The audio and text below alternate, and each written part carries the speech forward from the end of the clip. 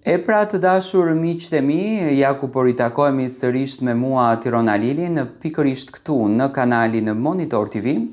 për të komentuar reagimet të miqve dhe të familjarëve të Mirit. Natën e mbrëmshme, realisht, produksioni mendoj që nuk duheshte të publikon ato video, sepse duhet kuptuar Miri ka një bashkëshorte, Miri ka një vajzë, ka një nënë dhe baba, dhe sa e shëmtuar është për bashkëshorten e tij dhe për vajzën e tij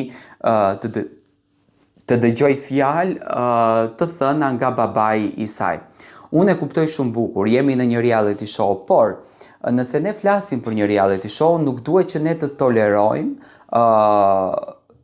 veten tonë që ne për disa klikime, do me thënë, ta degenerojmë figurën e tjetrit. Unë pash në fakt një lloj degenerimi të figurës të Mirit, e pash që produksioni luftonte që sa më shumë, do me thënë, Miri të pranon këto të vërteta, sa më shumë Miri të flet për këto të vërteta, duke mos e menduar fare familjen e tij, në këtë rast vajzën e tij dhe bashkëshorten. Sido që të komentohet ajo, do me thënë ato ishin ndjenja dashurie dhe pikërisht për këtë gjë, në Instagramin e Mirit i menaxhuar nga rrethi i tij, kanë reaguar të miq të afërt, por edhe familjar të Mirit, duke folë në këtë rast edhe për Arbër Hajdarin, për qëndrimin që Arbëri pati kundërdrejt të Mirit. Për zotrin e tij opinionist, Arbër Hajdarin, për ty të qash që ka dashuri. Të duash një njeri në formë njerëzore, duhet të jetë patjetër dashuri. Të mbrosh dikë është dashuri. Përveç se ti je një njeri i cili po ndan një familje me dashje, dhe për këtë do gjykohesh nga dikush më i lartë se ne që është Zoti. Do me thënë ti je një njeri thonë që po ndan një familje me dashje. Je edhe një maskilist i ndyrë dhe jo vetëm, dhe kjo e thënë nga një mashkull që na kthen mbi 100 vite para, ku femrat nuk kanë të drejtë të kenë shok se duhet patjetër të jetë dashuri. Dhe nëse e kundërta, atëherë janë të pamoralshme, dhe ku një mashkull nuk duhet të ketë shoqëri me një femër, se atëherë është i pamoralshëm. Dhe ai, pasoja të cilat në vendin tonë fatkeqësisht vazhdojnë të zgjasin nga njerëz, nëse mund të quhen kështu si ty. Dhe për të kthyer pak tek loja, e kuptuam që të gjithë jeni kundër Mirit, po mos bini kaq shumë në sy, bëjeni pak me radhë se e kanë marrë vesh dhe të gjithë këtë gjë Arbër, do me thënë shprehen kundërdrejt Arbrit keq. Më pas Landi, miku i ngushtë i Mirit, i West Side Family, ka thënë: njerëzit mund të pranojnë dhe marrëzit më skandaloze nëse përsëriten shpesh. E tillë është edhe historia e ndjenjave ndaj Selin, një marrëzi që po përsëritet shpesh. Ai thot Miri dhe vetëm Miri, ndërsa një reagim tjetër është ky: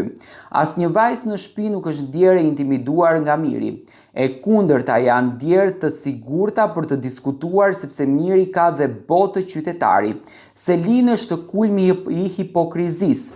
sepse nuk mundet që të ndihesh mirë 2 muaj me dikë dhe të jesh e qetë dhe më pas të thuash se më sikletos me syzet kur i vendos. Ku ka arritur Arbër Hajdari të qeshi dhe të tallet me dikë që është i rënduar emocionalisht dhe ta talli dhe t'ja përdori dobësinë për ta keq interpretuar dhe për ta bërë objekt tallje. Në këtë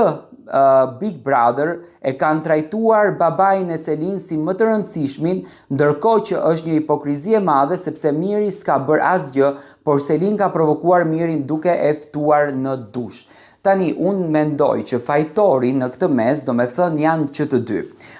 Gruaja e Mirit, kur ishte e ftuar në Top Albania Radio, unë jam shumë dakord që asnjë grua në botë, e cila është e martuar dhe ka ndërtuar një familje me bashkëshortin e saj, ka ndërtuar një të ardhme me bashkëshortin e saj, nuk e mbështet dhe nuk e pranon një gjë të tillë që po ndodhte mes Mirit dhe Selinës. Por duke treguar qytetarizëm, duke treguar njerëzilik në këtë rast gruaja e Mirit, ajo i foli fjalët më të mira për Mirin. Unë mendoj që natën e mbrëmshme nuk duhesh të transmetuar një video e këtill, sepse me patjetër që familjarët ndikohen dhe se sa e bukur për një grua është të dëgjoj nga bashkëshorti i saj duke thënë që unë e dua si njeri, do me thënë e tha, por si njeri në kupton krejtësisht tjetër gjë, sepse gjithmonë ne kur dashurojmë njeriun e partneres apo partnerit ton, dhe sa e rëndë është për një vajzë të dëgjoj nga goja e babait, duke e ditur që ka një martesë me nënën e tij, fjalë të këtilla. Tani Miri normalisht që e kupton në botën e tij që